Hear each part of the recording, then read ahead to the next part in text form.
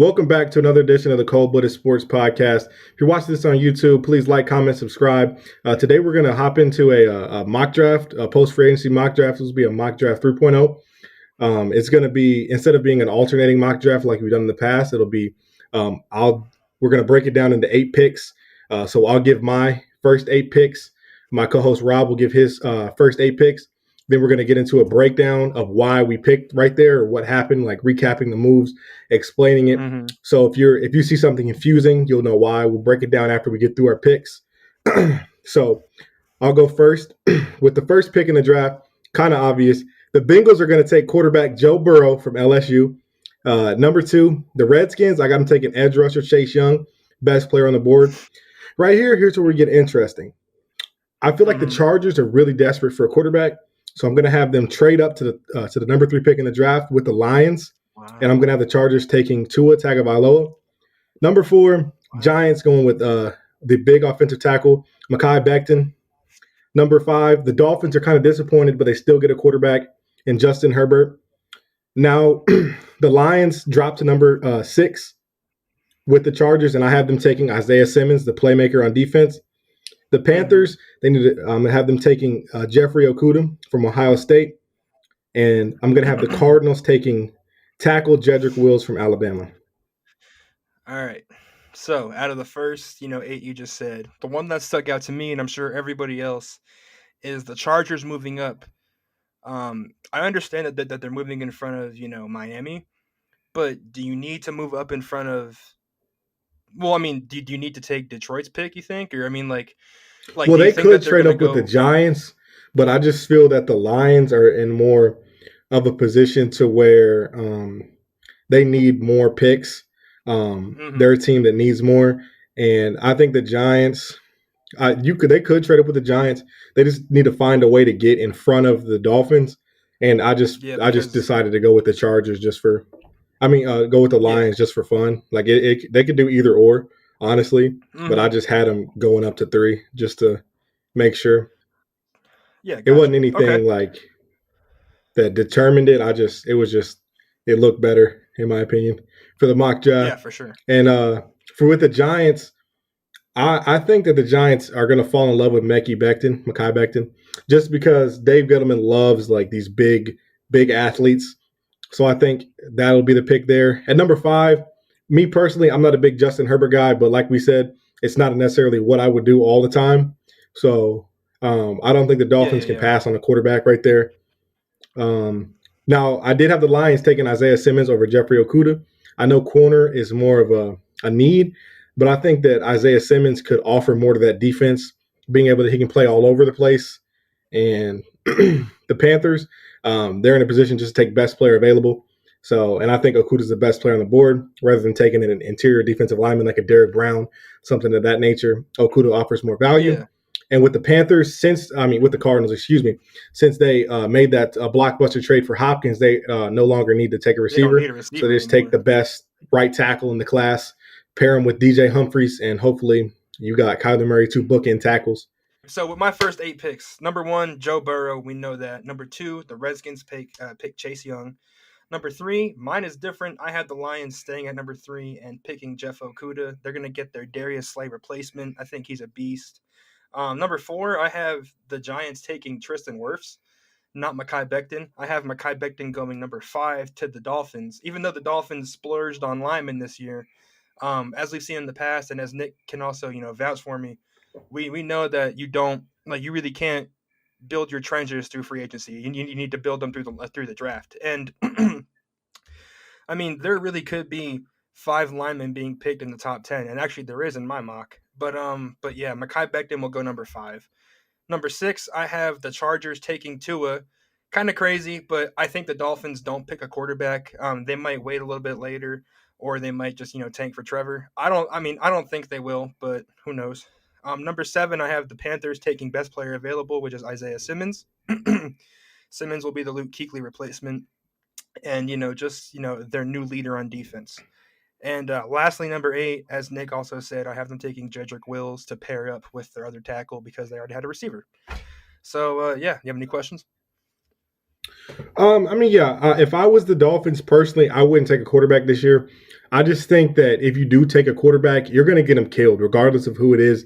If you do um, take Tua, who has injury concerns, or Herbert, who would both need honestly time to develop and not be thrown into the fire right away. The offensive line still Hmm. isn't good. I mean, yeah, they brought in Eric Flowers, but he's a guard right now. He's not playing tackle.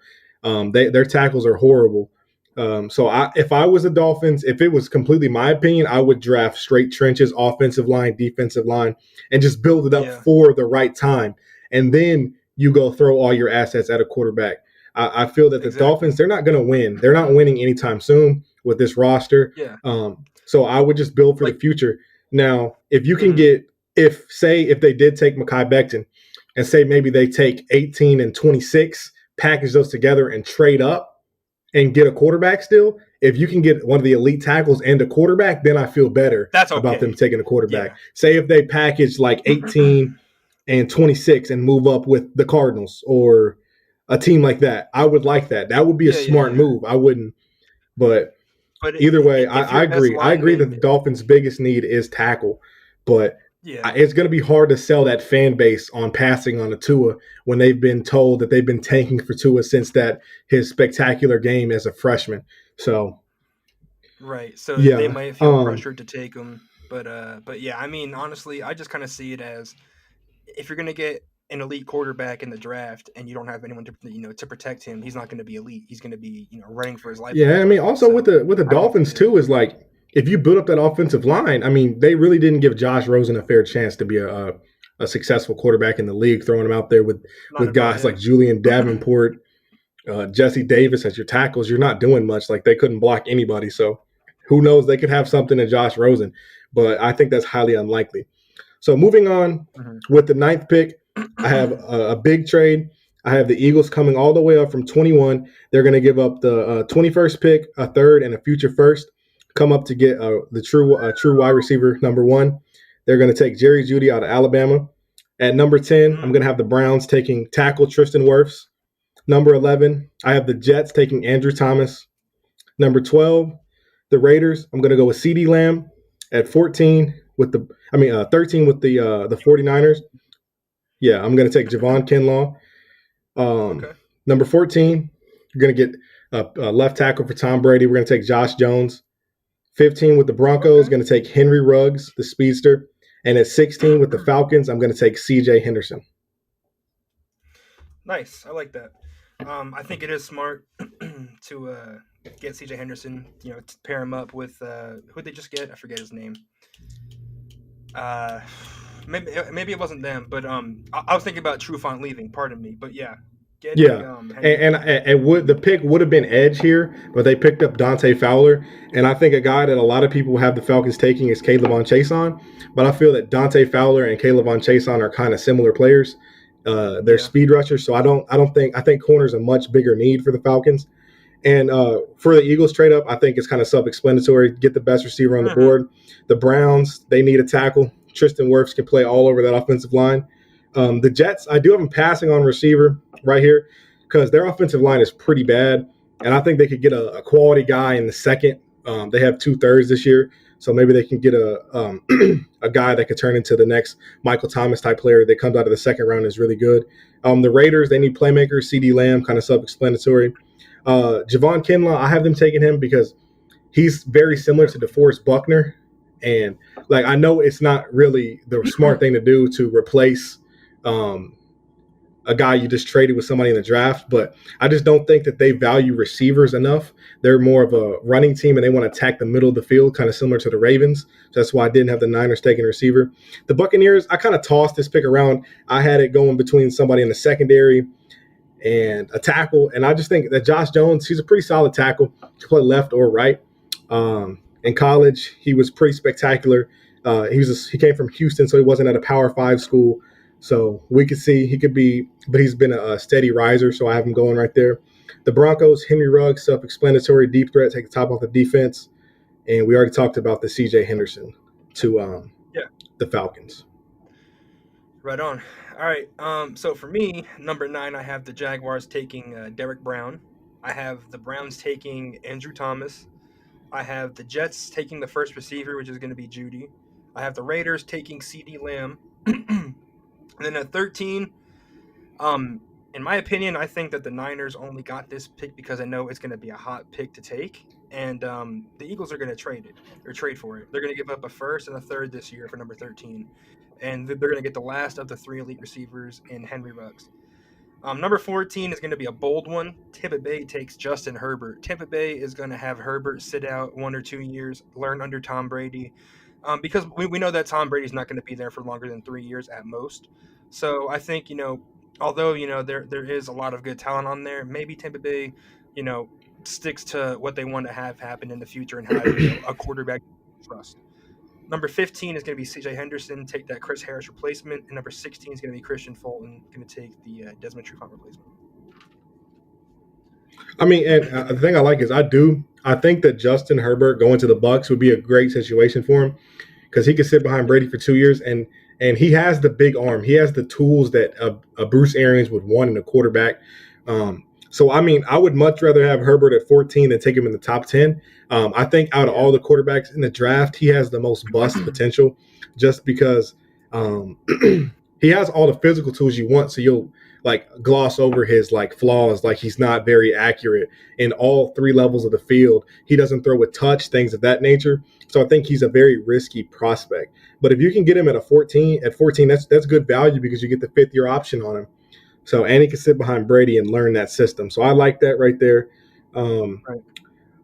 And I do Then think that 13 for the 49ers is a great spot. It's a great spot for them to trade down and get more draft capital. Oh, for sure. Because what with they have, like, they only have 2 they have no first, pick. and they don't have a pick until the 5th round. So Yeah. they should definitely a team that could play the board a lot. In my mock, I didn't have them moving down just because it was too hard to find a right trade, especially with their later pick. I didn't see anybody somebody would want to come up and jump up on. So they're definitely a team that in reality will be jumping up and down the board. But other than that, I think those picks are really solid. And I'm going to get into the Dallas Cowboys pick. Right here, I thought corner. I really wanted them to go corner, but I just think them picking up Kayvon Chason, pair him opposite of DeMarcus Lawrence, who's more of the power rusher, get the speed guy. I think that could be a great combo, and that could help with the secondary taking a step back, getting a guy that can create pressure. 18, I have the Dolphins taking safety Xavier McKinley. 19, I have the Raiders grabbing cornerback Christian Fulton. And at number 20, the Jaguars' first pick, I have them taking Derek Brown. He kind of slid. And then at 21, I have the Jaguars again from the Eagles taking safety Grant Delpit. And right here, 22, the Vikings' first pick, I have the Colts coming up in the draft. They're going to send 34, a 4th-round pick, and a future first to come up and get Jordan Love. 23, the Patriots, I have them taking AJ Epinesa. And at 24, I have the Saints taking inside linebacker Kenneth Murray from Oklahoma. Nice. With me, one thing that I kind of want to point out is that I'm surprised that, Epinesa fell that far after the combine. And he's pretty far on mine as well, too. But I think, before the combine, he was, touted as, like maybe like a top. His edge, too, in the class. Yeah, it's kind of crazy how he fell, Yeah, at the combine, he ran a 5 flat. Yeah, I do like the Colts trading up to get Jordan Love, because Rivers won't be there for long. I think it's going to be a good pickup, just like the Herbert kind of deal. But yeah, man, other than that, I totally agree with you.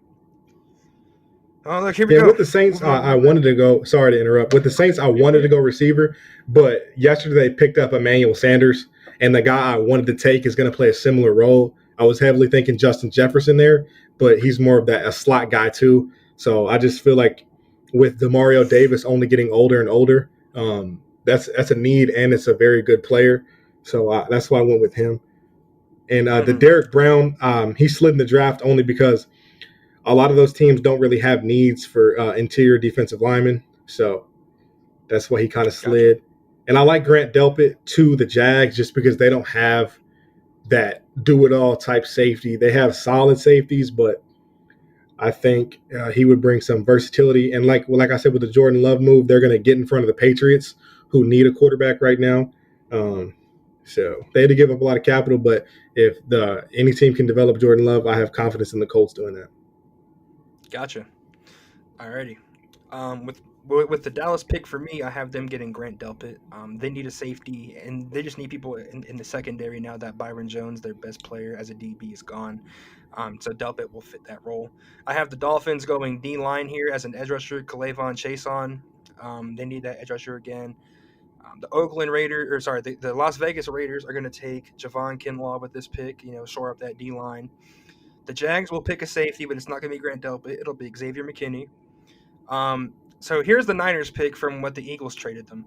I have them trading back even more with the Saints because they don't have, right now with my trade, they have a third round pick.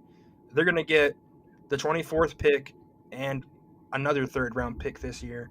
And the Saints are going to draft Jordan Love to come replace Drew Brees. And I would say he'll sit out as in, like we're having Jordan Love do or, Herbert do. So that's my crazy move for the 20s. I have Minnesota picking the third receiver, fourth receiver, which will be Laviska Shenault. They lost Stephon Diggs. They lost their agile, speedy guy. Pick up Laviska. And then for the Patriots, I have them taking Epinesa as well as you. And then with the Niners pick, courtesy of the Saints, I have them picking Ross Blacklock. And that's my picks. All right, so I'm going to get into my final 8 picks. At 25, I have the Vikings taking cornerback Jeff Gladney from TCU. 26, the Dolphins going to take Austin Jackson, the tackle from USC. At 27, I'm going to have the Seahawks taking edge rusher Yetur Gross-Matos from Penn State. At 28, I'm going to have the Ravens snagging inside linebacker Patrick Queen. 29, the Titans going to take Ross Blacklock from TCU. At number 30, I have the Packers taking wide receiver Justin Jefferson. 31, I have the 49ers taking cornerback Trayvon Diggs. And at 32, I have the Chiefs taking cornerback A.J. Terrell from Clemson. And that'll wrap up the first round for me. Nice. What I was thinking with Jeff Gladney, I feel like he's more of a Zimmerman corner. Zimmerman wants those physical guys that can do a lot. And with the Dolphins, they need to get some offensive tackle in there, somebody to develop with Justin Herbert that they drafted earlier in my mock. At 27, I had Yetur Gross-Matos here. I wanted to go Trayvon Diggs, but they just recently traded for Quentin Dunbar with that 5th round. They gave up a 5th for Quentin Dunbar. So cornerback isn't as big of a need as it was. Patrick Queen to the Ravens, kind of self-explanatory. Ross Blacklock to the Titans. They just traded Jarrell Casey, so they needed somebody to play next to Jeffrey Simmons. Justin Jefferson going to the Packers, best receiver on the board, in my opinion. He could play in that slot. He could play outside since he ran that 4.44, showed off that speed. With Trayvon Diggs going to the 49ers, I feel like he's a great scheme fit. They're running that cover 3 scheme, Seahawks-style defense out there, so they need those bigger press zone corners. And with the Chiefs, I just have them taking A.J. Terrell. They just need help in the secondary, help on defense in general. So that's going to shore up their defense, getting another corner out there. Nice. All right. With my final 8 picks, the Vikings will get their cornerback because a lot of them left in free agency. I have them getting Trayvon Diggs. I have Miami getting Justin Jefferson, their first weapon, but not a quarterback. I'm going to have them taking weapons just to help, get some experience before they take a quarterback next year. I have the Seahawks taking Josh Jones, the tackle. Seattle has needed a tackle for many years. After they lost Dwayne Brown, they've kind of been, struggling. So hopefully Russell Wilson gets some protection with Josh Jones. I as well had the Ravens getting Patrick Queen. I have the Titans getting Yetur Gross-Matos. I have the Packers getting Denzel Mims, who has been a riser, from Baylor. He's a very, very, physical. He's fast. I like him. I think, we could say that Jefferson, was the best receiver available, but in my mock, he went, a little bit ahead of him. So that was the best receiver available for the Packers in my mock draft. Jeff Gladney, he's physical, as Nick alluded to earlier. Although that is what Sherman is, I think you can't have enough physical corners that bring that swagger. And then the Chiefs, I believe they lost Reggie Ragland this year, and they're going to take Kenneth Murray. I know he kind of fell, but Kenneth Murray will go after Patrick Queen in my mock draft. And that's about it for me. Yeah, see, my thing with the Packers taking Denzel Mims is today. They just did sign Funches, but he could be cut. He's not what he should be. So Denzel Mims is a high upside guy. I just think the Packers kind of need something a little bit different. They don't have anybody that can really play in the slot. So that's kind of why I went with him. But Denzel Mims, I get it. He has all the tools you want in a receiver. It's a great pick. If the Packers came away with Denzel Mims, not too many Packers fans complaining. I like your Right. Yorgos Matos going to the Titans. I think he's kind of that mix of just a freak athlete, but he's still raw. And I think Mike Vrabel could mold him into being a great 3-4 outside linebacker. Absolutely. So I mean, I like it so far. Yeah. What you did. Yeah, I mean, it was kind of questionable putting Kenneth Murray so far down, but I mean, I mean, I could I see a think world where he Patrick falls Queen. just because, Yeah, yeah, yeah. like I have him to the And the Saints. Chiefs The need a Saints don't linebacker. necessarily need. Yeah, I mean, because they can't Oh, get out. They still have. They paid what's his name a big bucks. Anthony Hitchens, and he just okay. can't cover a soul. Um, Yeah, yeah, yeah. from the Cowboys, and they can't get out of that contract, and it's hurting them. So yeah, definitely linebacker. The Chiefs just need to attack defense in this draft hard. Yeah, because their offense is set for at least 5 more years with Kelsey, Mahomes, and Tyreek Hill.